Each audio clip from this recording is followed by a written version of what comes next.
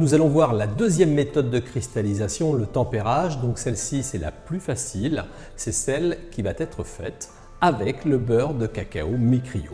Vous avez deux exemples de beurre de cacao mi-cryo, c'est-à-dire celui-ci qui est prévu, c'est vrai, beaucoup plus pour la cuisine, mais vous pouvez le retrouver bien sûr chez l'ensemble de vos revendeurs. Et puis celui-ci qui est normalement prévu pour faire la chocolaterie. Donc de toute façon, que ça soit l'un ou l'autre, ça fonctionne, c'est le même produit, c'est uniquement les packaging qui diffèrent. Donc là, c'est très simple.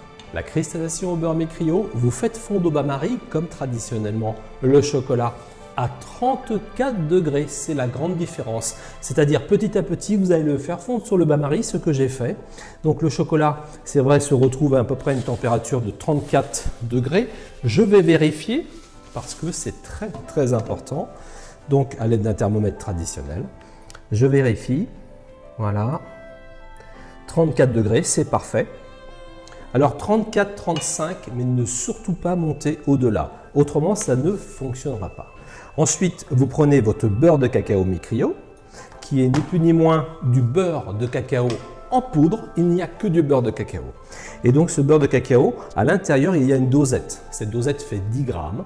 Donc elle correspond en fait à 1 kg de chocolat qui est fondu à 34-35 degrés maximum.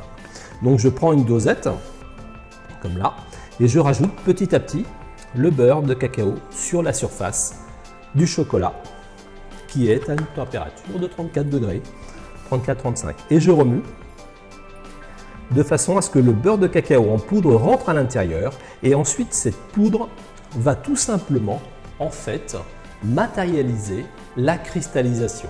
La cristallisation, le tablage, ce que l'on fait en temps normal sur le marbre. Donc là, je remue. Et puis quand le chocolat sera à 31 degrés Celsius, je pourrai utiliser sans aucun problème ce chocolat au même titre que si je l'avais tablé traditionnellement. Si vous utilisez du chocolat blanc ou du chocolat au lait, c'est pareil. Vous faites fondre à 34 degrés, vous rajoutez 1%. La seule différence par rapport au noir qui s'utilise à 31 degrés, c'est que vous allez l'utiliser à 28 degrés. Et là, vous pourrez réaliser l'ensemble de vos fabrications à base de chocolat.